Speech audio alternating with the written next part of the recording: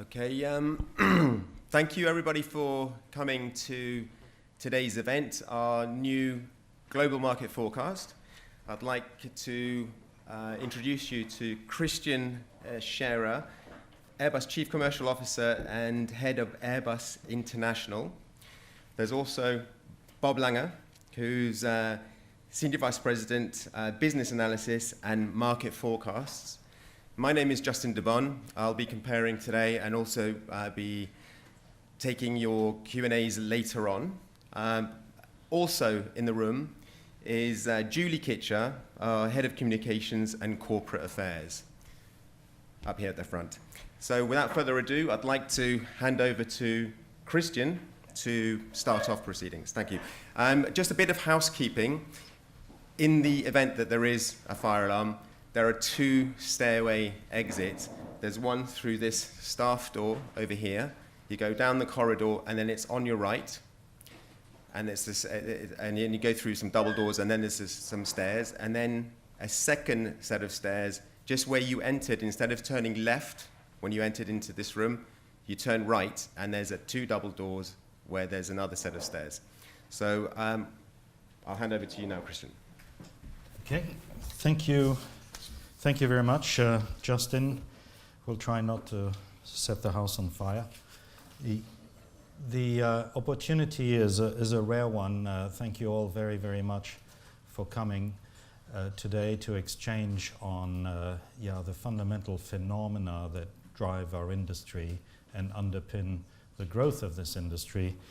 I say it's a rare moment because it certainly is a pleasure to lift my head out of the competitive gutter for a few moments and reflect with you on what's fundamentally a very, very sound business base. It's a global market forecast, so the global market forecast relies on economic data. It is not data that Airbus constructs to justify some means towards an end and herald that we're going to deliver as an industry close to 40,000 airplanes. No, it relies on fundamental triangulation of world-renowned economic data and analysis. That's what drives this forecast. But let's take a quick look at the very recent past. 2018, those numbers are well known, was a record year in this industry. 7.5%, 7.4% of RPK growth. That is near record. This relied on a global worldwide GDP growth of 3.2%, which shows that we still see this correlation, this very fine correlation between GDP and air traffic to be a solid foundation of this industry.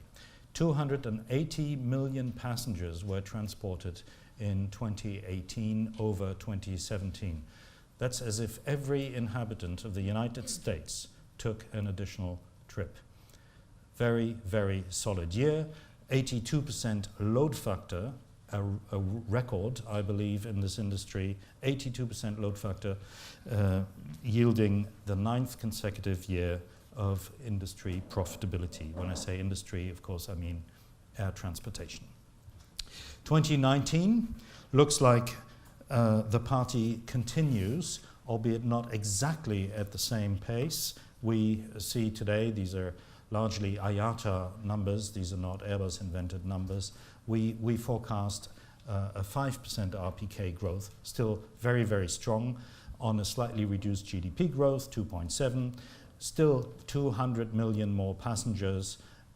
Again, an 82% load factor is what our customers see this year, meaning for the first time, maybe not for the first time, 10 consecutive years of growth, but certainly for the first time, 10 consecutive years of such solid growth. Why is that? Why is our industry so resilient? You can see the resilience here, what I call resilience. It means it withstands the extragenous impacts, negative influences that occasionally make us trip in this industry. You can see over that period of time here, the oil crisis, for example, or the first Gulf crisis in the early 90s, the most traumatic event, of course, being 9/11, have had an impact, in the case of 9/11, a negative impact on air transportation growth, but it was a very short-lived negative impact. Very quickly, this world wants to grow, and growth comes with transportation, and in particular, air transportation. So you can see all these ups and downs, but fundamentally, you see the trend line. The trend line is not only solid, it's positive, and it's increasingly positive.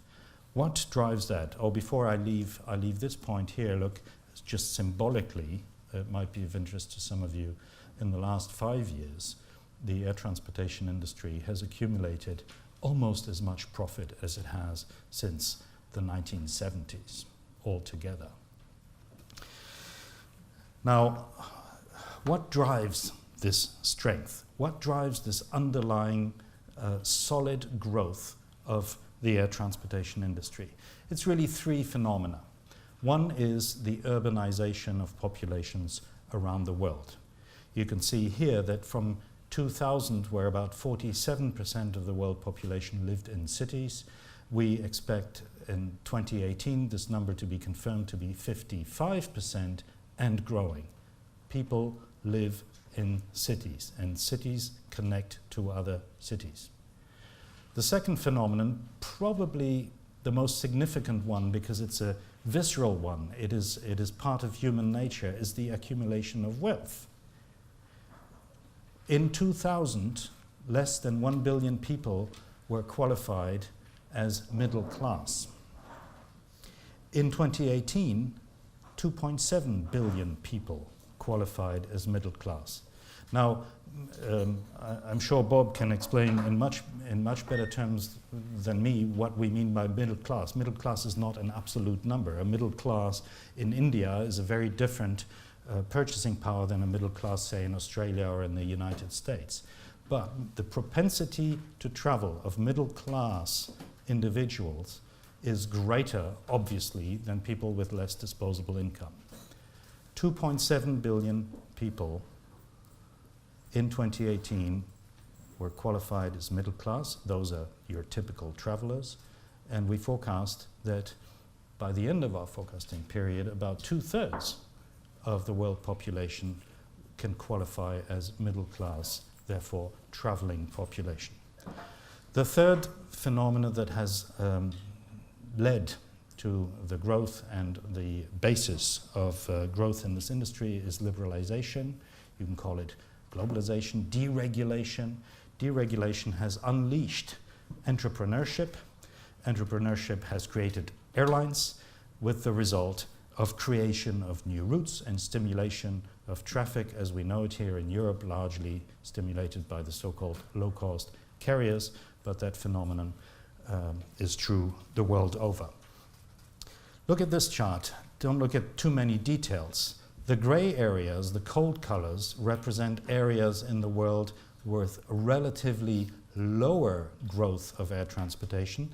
The warmer colors, the red colors in particular, are areas of the world where growth is the strongest. The size of these little bubbles that you can distinguish on the chart represents the actual traffic volume. So color means growth, and the size means actual volume.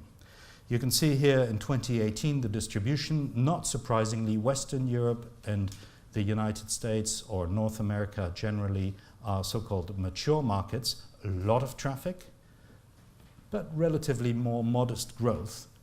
Where the big growth is happening right now is, of course, in Southeast Asia and Northeast Asia, not to mention India.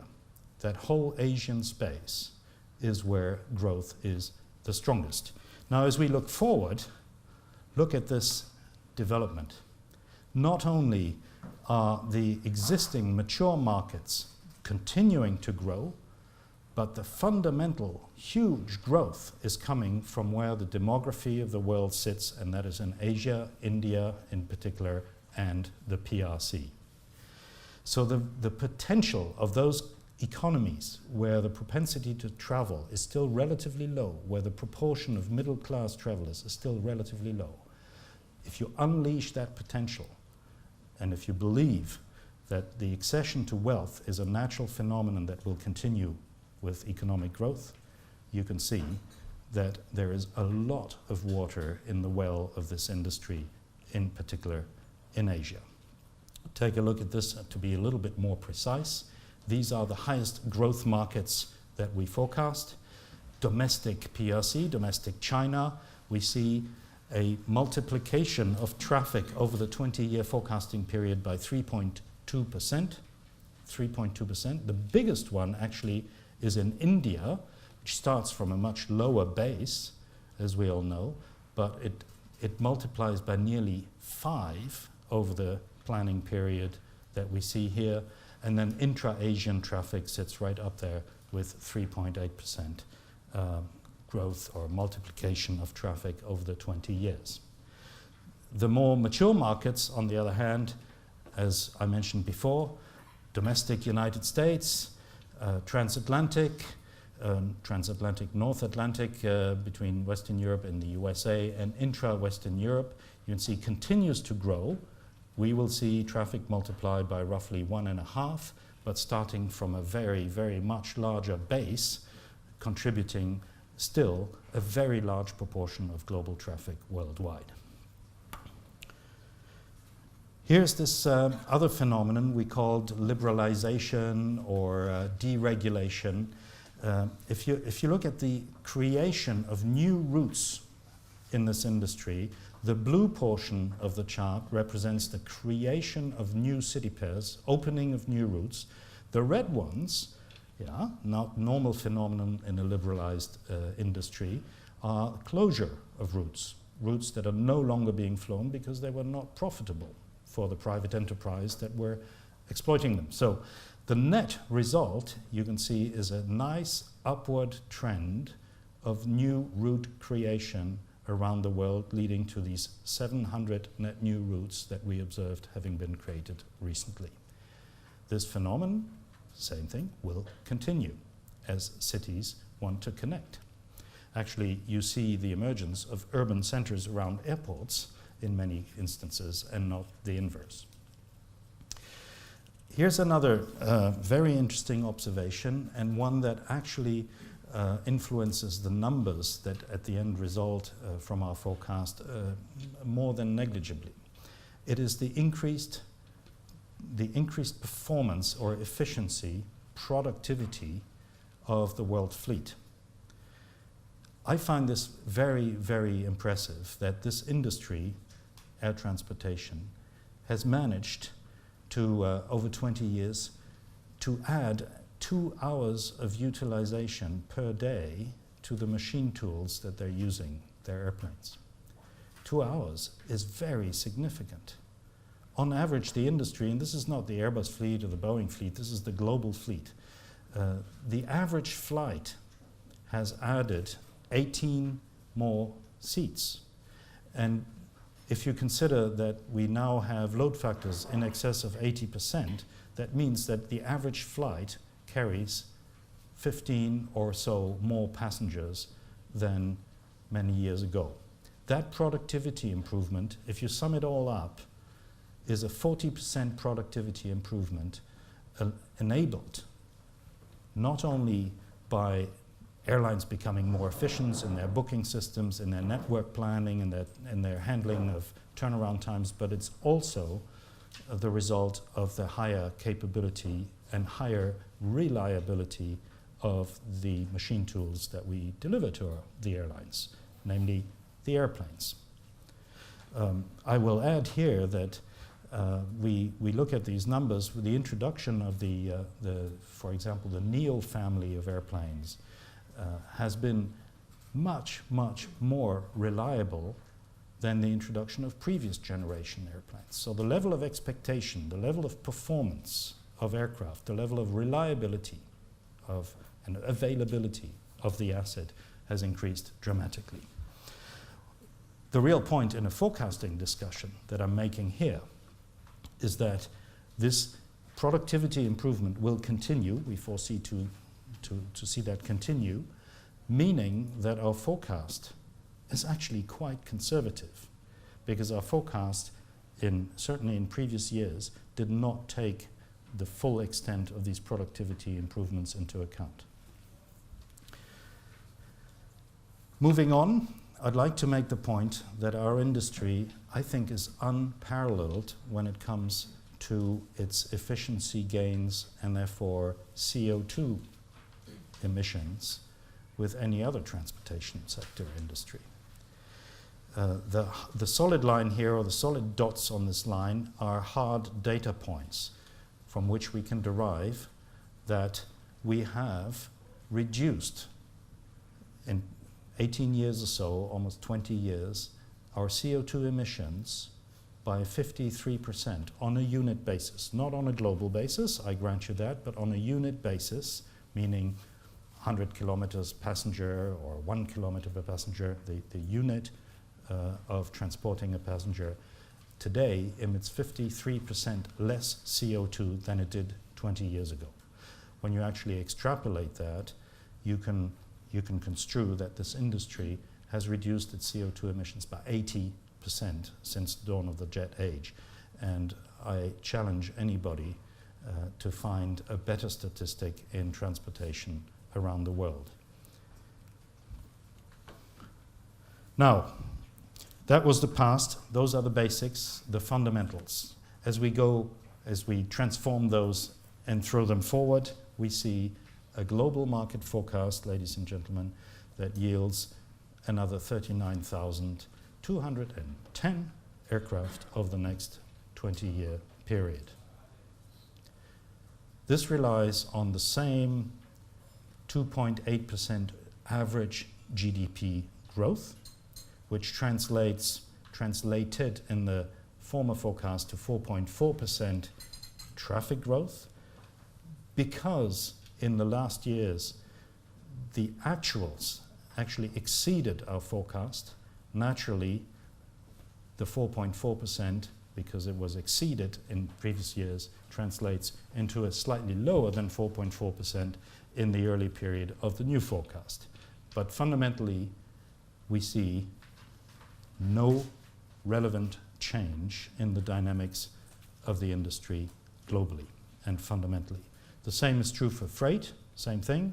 Freight did a little bit better than forecast, therefore the base is bigger from which we start, therefore you lose a 0.1%, but it's meaningless because on average, basically the growth remains the same. This translates finally for our business in a demand for 39,000 new aircraft.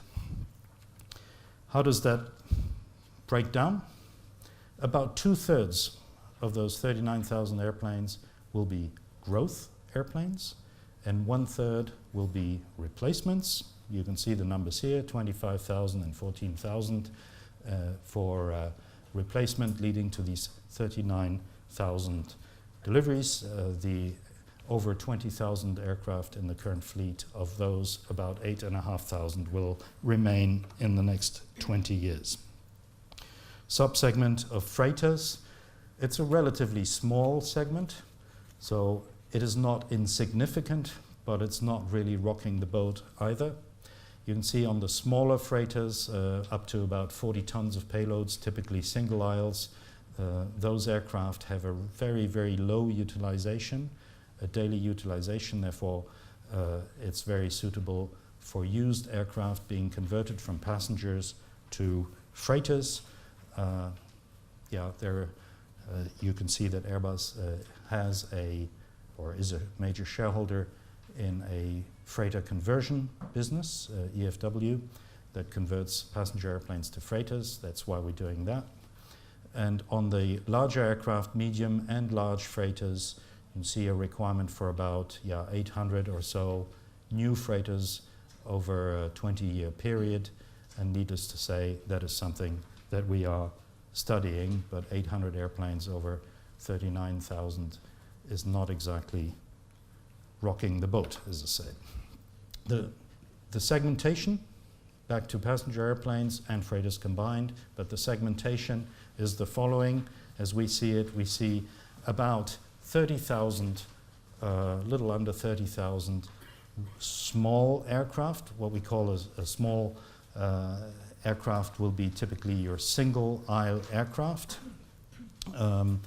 representing 75% of the total volume in units. The medium segment, which is a bit of a hybrid between single aisles and wide bodies, as we see airplanes being flown much more flexibly than in the past. We see 5,000 airplanes or 5,370 airplanes in this market segment for a total of 14% of demand. And in the long range segment, we do see 4,000 or slightly more or so airplanes representing 10% of the units.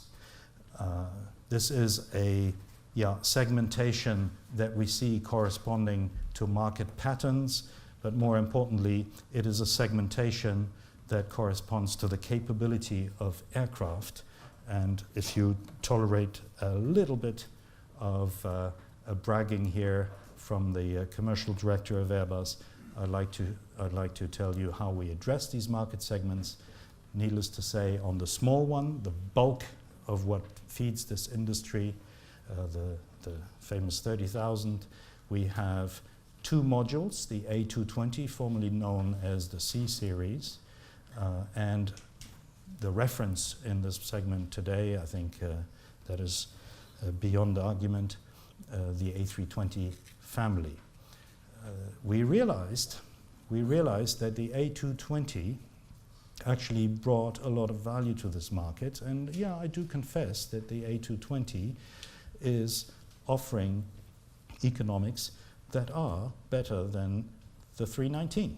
That's why we bought it for a very expensive Canadian dollar. And that airplane is now proving to be a significant market success.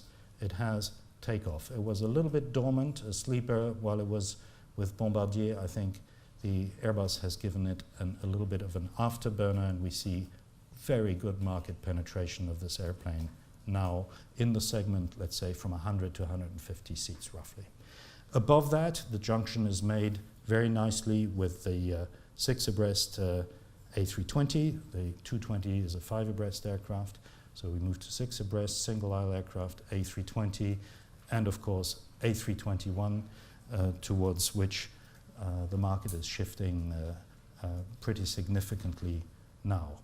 Again, I would like to say and look you straight in the eye and say that the A220 and A320 are absolutely unmatched in their economic signature for our customers, not to mention their payload range capabilities.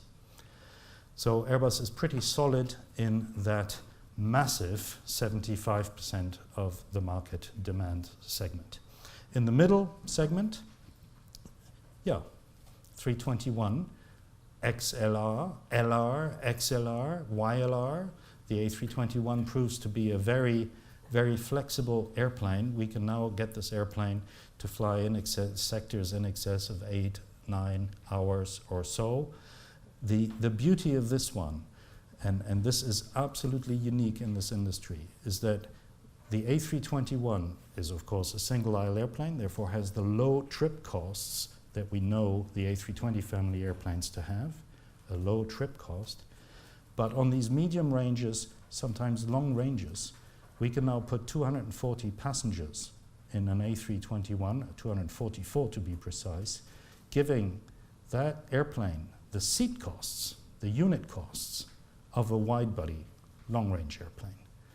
So for the first time, we have a junction in the middle of this market between the single-aisle airplane offering low trip cost and the seat costs that match that of the wide-body airplane that picks up the economic efficiency from that level of 250 passengers or so and grows it with the A330, very common airplane, the A330 with its new engines, its new cabin, its new wing. That airplane now allows the same market to be fed from 250 seats all the way up to, ladies and gentlemen, 460 seats in a seamless in a seamless economic proposition for our customers. You cannot match that with a single program. And finally, where technology, fuel burn, cabin matters most, which is the long-range sector, the high-capacity long-range sector, Airbus serves that market sector with the only brand new large wide-body and long-range aircraft there is. That's the A350, in particular the 900 and now the 1000. Wonderful program, great entry into service, in fact the best entry into service ever of any wide-body in terms of reliability, and that's where fuel burn and technology matters most, because when you sit on an airplane like I did a few days ago flying from Singapore to New York for 18 hours, you do want to consume less. You do want to be in a very, very comfortable cabin, and you do feel good about the fact that flying on an A350, you took off 45 tons lighter than had you flown on another airplane, which, by the way, doesn't have that range. Anyway, that's the sales pitch. Sorry, I couldn't resist here at the end to give you a little bit of a relevance of the Airbus product family against the market forecast. The summary is Airbus sees a continued strong growth leading to 39,000 airplanes being required to serve this market in the next 20 years, the bulk of which in the single-aisle category, 15% or so in the medium category, and 10% in the large category. With that, I want to thank you for your attention and hand over to Bob, who is the guy constructing the science behind all of this. Thank you very much. Thank you. Cheers, Bob. Okay, thank you, Christian. It's my role now to perhaps lift the lid a little on the models and the science behind our market forecast. And I'd like to thank the team that works tirelessly all year round to try and deepen our understanding of this market and produce the book that you have in front of you. So our global market forecast is a demand forecast, and it tries to answer three questions. The first one is how many passengers will fly in future? Then where will these passengers fly? And finally, how will these passengers fly? It's a bottom-up forecast, which has a lot more granularity and detail than we put in the summaries.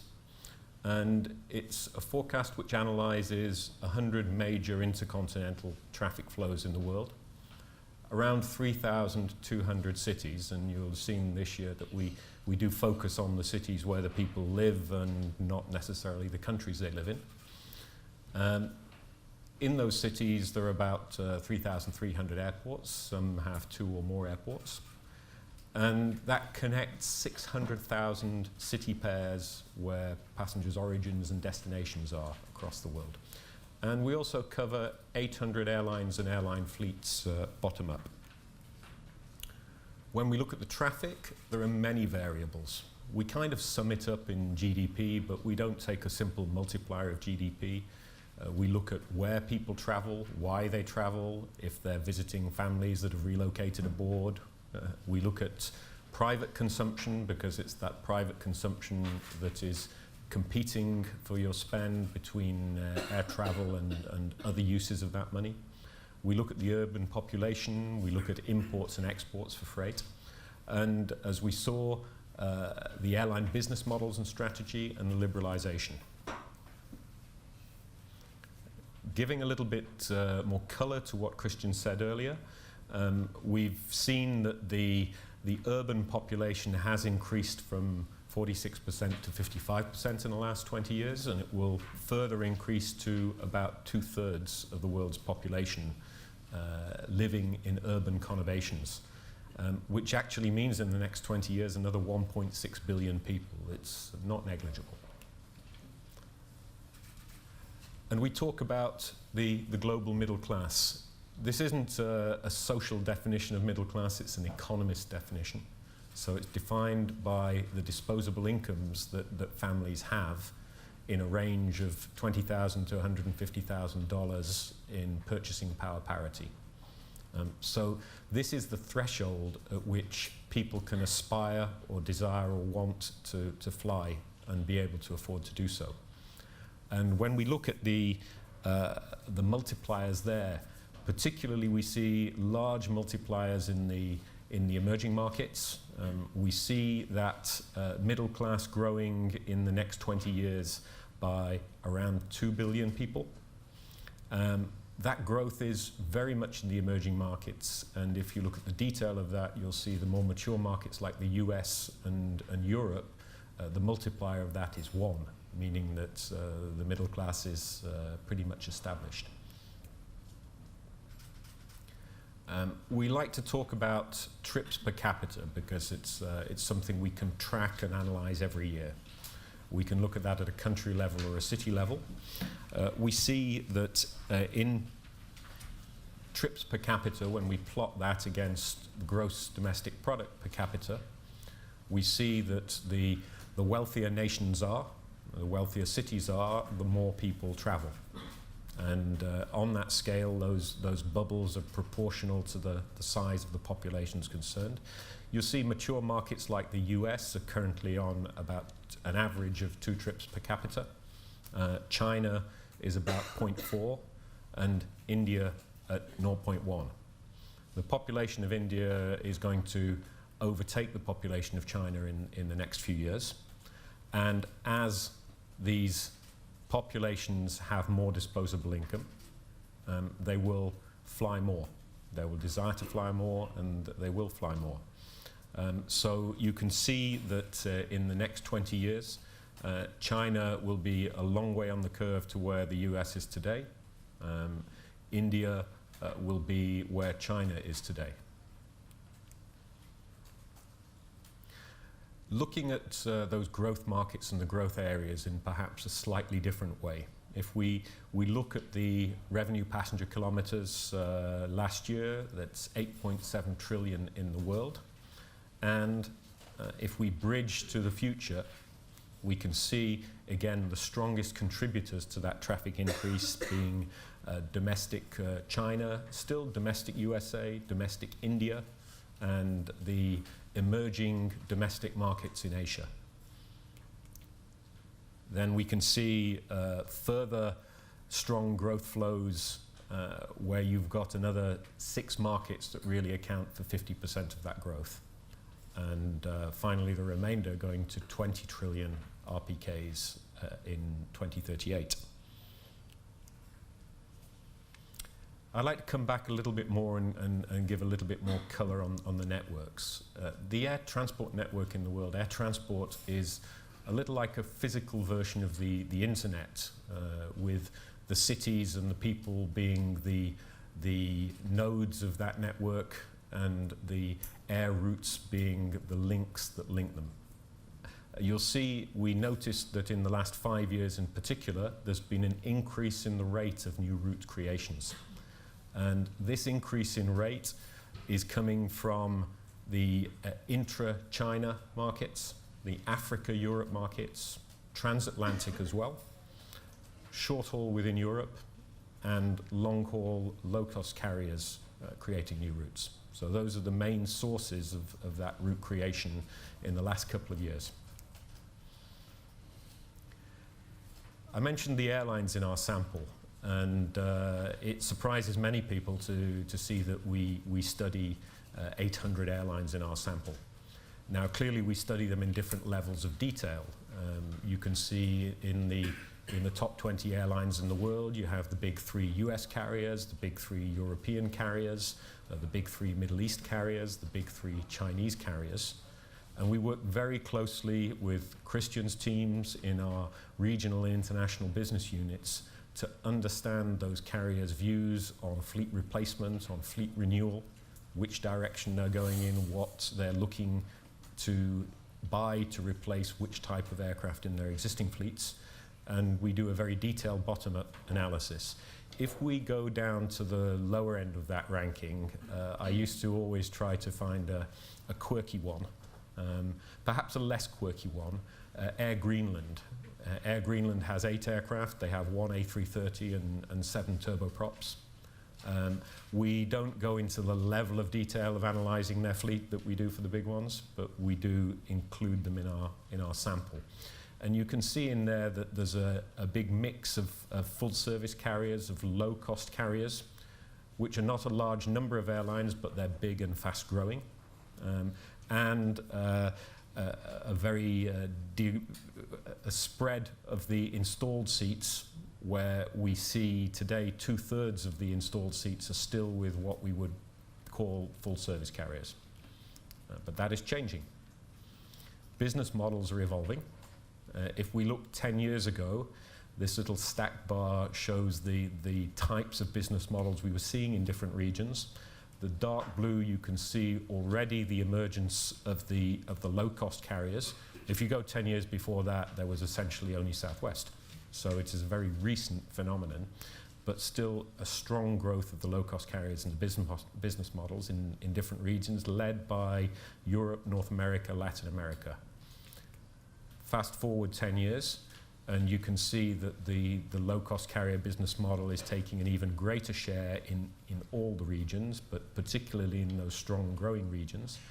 And what you can see from that is there's still plenty of scope for growth of low-cost carriers in other areas in the world, in Asia Pacific, in the Middle East, for example.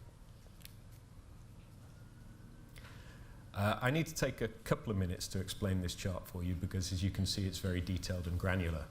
Think of it as a heat map. And each of these pixels on this heat map corresponds to a number of aircraft being operated over particular distances and with particular capacities. So the darker the blue, the more aircraft you have corresponding to those seating capacities and those ranges. We used to think that small aircraft flew on short routes and big aircraft flew on long routes. But aircraft have evolved and they're much more flexible than they used to be. So smaller aircraft are now being operated on longer and longer routes because they have the range and the low fuel burn to be able to do so. But large aircraft are still operated over a wide range of routes now, including short routes. And this is because our operators are driving that productivity up, as we saw earlier. So they're using their aircraft in order to make their network schedules as efficient as they possibly can, to increase the asset utilization and the daily utilization of those aircraft. So the extra 2 hours a day that Christian highlighted are coming from people using the vehicles more efficiently on long and short routes. So when we segment the market, we're segmenting in terms of demand, and then we map the aircraft models and the sizes to that demand. So this gives you an indication of our small, medium, and large categories, where what we call medium is not necessarily a high-capacity aircraft, but it can be a long-range aircraft. And that's an area where the 321 is competing more and more. It's interesting to see the way our deliveries have evolved, and I'm going to put a quick animation in here which will show you the rolling deliveries of the industry in the last 10 years, a rolling 10-year delivery figure for the different categories. And what you can see is as those build, those rolling 10 years deliveries, you can see that the increase in deliveries in our 175-seat neutral demand category has been very, very high. You can see an increase in the 150 category as well. To give you an example, an A320 at the time we launched it would have been a 2-class aircraft with 150 seats. An A320 as flown by a low-cost carrier is 180, 186 seats, 189 seats today. So that falls in that bucket, and you can see that steep increase. Now look at the column to the right at 210 seats, which is where the A321 is playing. And you can see that uptick already in the 10 years rolling delivery, which is reflected by the fact we're seeing more and more of this size of aircraft in the mix of deliveries. And looking at the end point of those 10-year deliveries, I've broken down the bars by the business model. And again, in that 175-seat category, you can see how that is the strongest category for the low-cost carriers, which are the real motors of the growth in so many parts of the world. And these low-cost carriers are upsizing, and they're upsizing to the 210-seat category, where we have the 321s. And you can see that when we break down our 39,000 aircraft forecast into those neutral categories, you've got so many of those aircraft. The regional distribution, we've got about 42% of the new aircraft going into Asia Pacific, which is more than Europe and North America combined. And the rest going to Middle East, Latin America, CIS and Africa, about a fifth in there. And when we look at the breakdown of the 39,000 aircraft by region, specifically again Asia Pacific with that 42%, just under there you'll see the current status of our Airbus backlog, excluding those unannounced and the lessors, because the lessor aircraft can end up in any one of these regions. And you'll see that that backlog quite closely matches the backlog of demand for the future. So with that, I think I've given you probably more detail than you can possibly hope to digest immediately, but if you take a long flight, please enjoy the book, and feedback is welcome.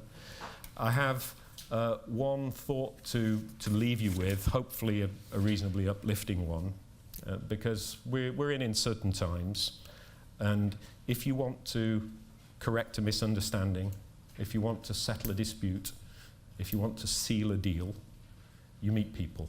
And if you want to meet people, you travel. Thank you.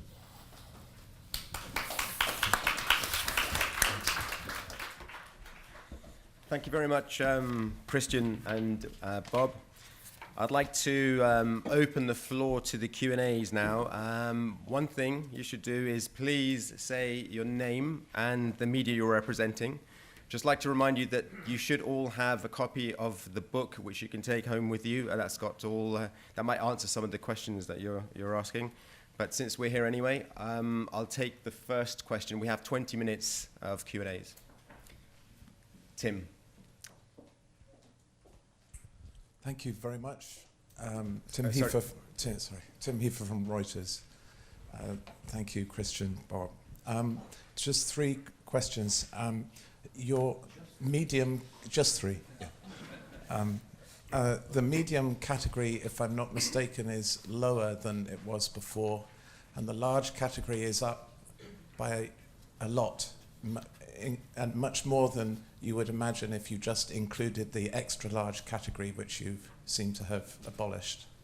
So can you just tell us what's going on there? On oil prices, your estimate for retirements has gone down, which would typically suggest that you see benign oil prices. Is that right? So what is your oil price assumption? I mean, people fly planes longer if they think oil prices are low. Is that the logic there? Or perhaps you could talk a bit about oil prices and what is the assumption in your forecast? First of all, going from kind of latest to earliest question, the number of aircraft being retired compared with our view last year is actually increasing, not decreasing. Last year, if you look at the book, we foresaw some 10,000 aircraft being retired over the period. We now see around 14,000 aircraft being retired. My mistake. And part of that is because we believe in that period that there will be more incentive in the industry in order to replace more older aircraft with more fuel-efficient aircraft. So that's the essential part of that. In terms of the oil price assumption in there today, the baseline oil price presumption is in constant dollars about $70 a gallon, which in real terms over the period will go up to about 100. Okay, thank you. On your question, Tim, regarding the medium category, what drives it is that the airplanes today are much more flexible than they used to be, and therefore you will have people using A321s that are being procured for the traditional quote-unquote small category, actually now also being deployed on the medium category. Likewise, an A330, which is fundamentally a long-range airplane, is going to be deployed, as Bob showed, increasingly on medium-range sectors, and quite efficiently so. So it's a matter of segmentation. Where do you put that demand? Fundamentally, the demand for an A330 is a longer range demand, and the demand for an A320 or A321 is a small demand, but those airplanes feed the medium category as well. So there will be less aircraft actually procured just for the medium segment, but there will be small and large segment airplanes being deployed into those kind of routes. I think that's the phenomenon that explains this evolution. And finally, you mentioned the XL and the L. Yeah, we combined them. I think you noticed there's been a slight adjustment in the product line of Airbus, so there's no point distinguishing L and XL. It's L and up. Okay, and if I could just ask, if I'll try not to mess up the premise of my last question. You said that fundamentally we see no relevant change in the dynamics of the industry, but in the book you have expressed concerns about protectionism. You say that is a concern, and that does seem to be one of the things that is affecting traffic figures this year, especially for freight. So how do you square those two? Do you see that as a short-term phenomenon, or is the industry going to overcome it in some way? We like to think that what you refer to, protectionism or other negative influences, are more in the event and therefore short-term category, as opposed to the phenomenon of economic growth and aspiration to connect, which is a fundamental and perpetual, if you like, matter. So yes, we do like to think we are concerned about protectionism. That's obvious and explicit, but we hope and do believe it will be of a short-lived nature. Thank you. The next question, just before we take the next question, just like to remind viewers watching on our webcast that you can download all the presentations on airbus.com, and also the book is also available on airbus.com. Next question. Gentleman over there. Thank you. Oliver from Air Finance Journal. Two questions. The first one, what trends are you seeing in terms of airline failures? Is the trend increasing? And if so, what factors are sort of contributing to that? Second question, of the new deliveries that you're forecasting, how much of a proportion of those are going to lessors? And the lessors becoming an ever more important customer for you? I'll take a shot at that, Bob. On airline failures, allow me not to become too specific there, but what we do see is this chart that the analysis Bob and his team have produced of route creations far exceeding route cancellations. Now, it's true that route cancellations often coincide with failures of air carriers that withdraw, but you can see that in this deregulated industry, the creation far outpaces the termination of routes. I'm not sure this answers your question. Maybe in your question was, is there an acceleration of airline failures? I wouldn't say airline failures. There is a slight increase in route cancellations, but it's far outpaced by a significant increase in route creations. So we're in a forecasting exercise here. We take comfort in that factor. Yeah, there will be casualties along the way, but there will be more creations to more than compensate for those casualties. Yeah. If I might add from a financing perspective, one thing we're seeing is that with the growth going more towards Asia Pacific, the whole world is becoming much more balanced. So the air transport industry is becoming much more tolerant to events, particularly on the local or the regional level. And also on the air finance side, with agreements like the Cape Town Agreement, the aircraft themselves are becoming much more liquid as assets, which means if an airline does fail, the demand still is there. People still need and want to fly, and that demand is then carried by other airlines which acquire those aircraft with minimum downtime and delay between operators. That's true. I absolutely second that. From the battlefield, you see whatever airplanes become available as a result of the occasional failure here and there, those airplanes are being absorbed very, very quickly indeed by other carriers. Regarding lessors, the market forecast really doesn't distinguish between a lessor or an airline. It's a global economic hunger that pulls demand for aircraft. But I think your question is, are we going to see an increase or a decrease of the proportion of aircraft we sell to lessors? I can tell you from my perspective, there will be a slight a desire to slightly perhaps reduce or hold within reason the allocation of aircraft to lessors. Others, I think, have shown that too many airplanes sold to lessors doesn't necessarily do good things to the asset value of these airplanes. So at Airbus, we're a little bit more conservative than that. Okay, next question. Let's go to David. David Kaminsky at Flight Global. 29,700 small aircraft is, by my reckoning, about 60 a month production, assuming that you take 50% of the market. But I guess that you're basing this forecast on you taking more than 50% of the market and nobody else really getting much of a foothold in it over the next 20 years. Is that right? From my angle, Bob, feel free to jump in, of course. We do expect to have slightly more than 50% by virtue of the quality of our product line. And yes, we do not see a very significant impact of new competitors in this forecasting period.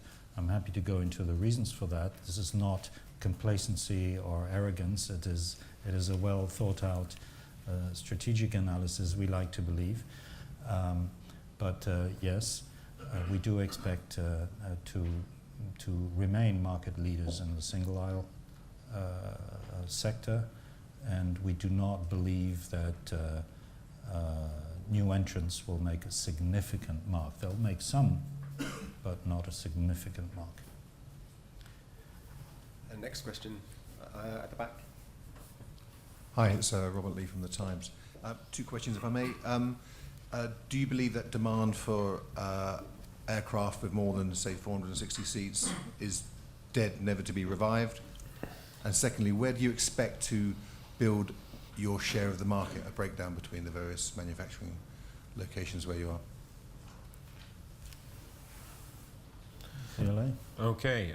Well, first of all, I don't think you can. We have to be a little bit humble as forecasters and say I don't think we can predict in the 20th year of the forecast exactly what spread and size of aircraft will be delivered in that year.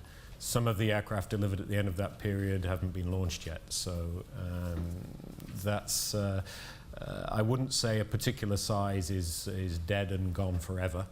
And in fact, I think we will see some large aircraft and some densely configured aircraft be used for many years to come. And next question. Sorry, there was big pun. production spread worldwide? Sorry, I'm not sure I got the... So your share of the market in terms of the planes that you'll be building to satisfy this demand, where will they be built? Which plants? Oh, where? Where's the growth going to come? Well, I'll give you a bit of a generic answer. You know the plants we have no specific plans for new plants. But you can see, if you remember the worldwide distribution of traffic, existing traffic and growth, with three clusters. You see a strong cluster in North America, a strong cluster in Western Europe, and a strong cluster, certainly developing, in Asia. Not surprisingly, Airbus is building its global presence in those three clusters. Today we have two assembly lines, or one assembly line and one soon to go live in North America. We have assembly lines, we have support infrastructure, MRO capabilities in Asia, and we have our existing footprint, industrial footprint in Europe. So we believe we have a pretty stable tripod on which we're sitting. I think the next question was Tim.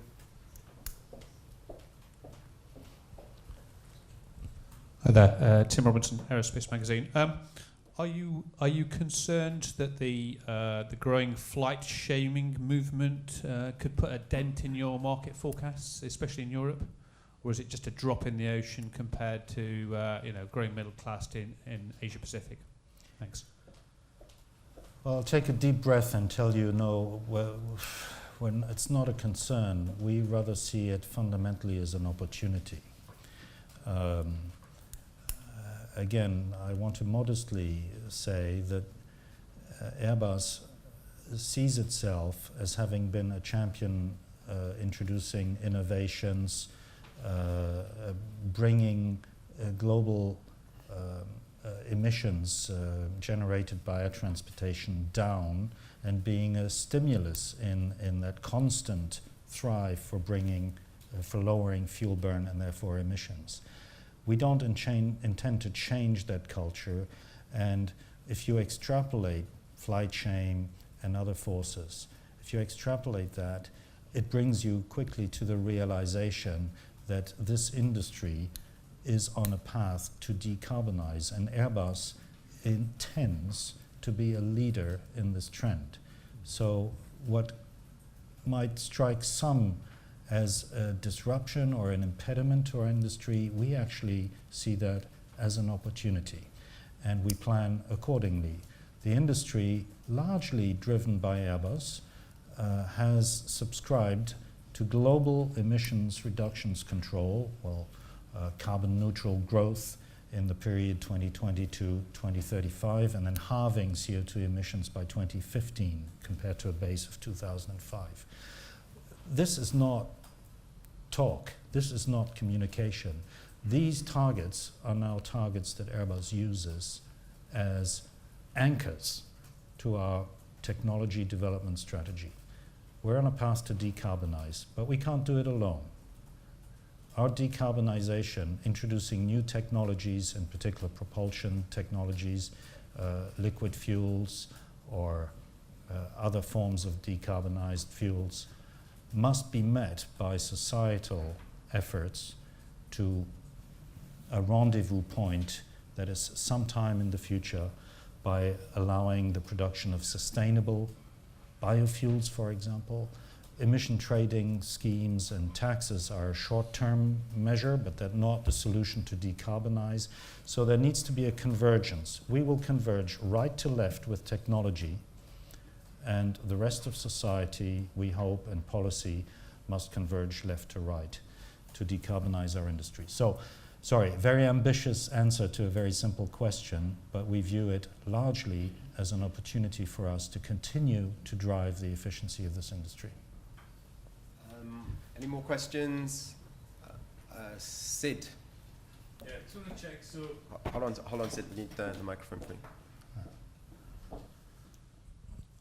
Hi, Sid from Bloomberg. Just want to check. The book-to-bill ratio is declining, and there's also a sort of concern that there's economic slowdown expected in a lot of countries around the world.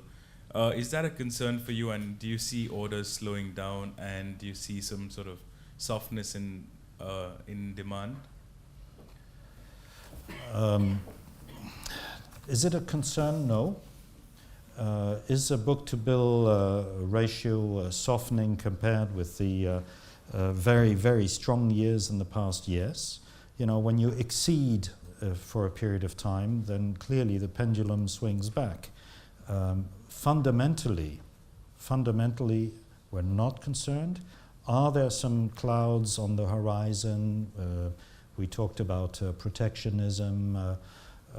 We see a hopefully short-lived spike in fuel prices, etc. Yes, those are things that will have an impact.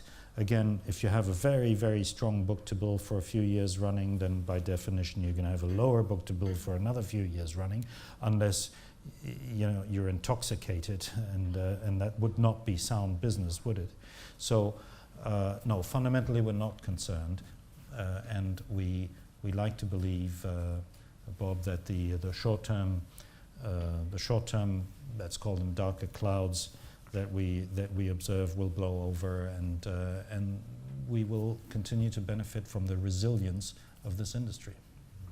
Okay, if I may, we have some, in order to give you some personal time with our two guests, we'll end the Q&A there, and please see one of our Airbus Media Relations colleagues to see if you can speak with Christian and Bob. Thank you very much for the presentation, very interesting, and thank you all very much for coming. And for everybody that joined on the webcast, thank you as well. I hope you enjoyed it.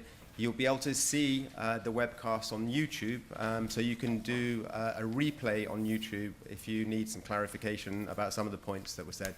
So thank you very much for that. And again, see one of my Airbus colleagues for interview opportunities. Thank you.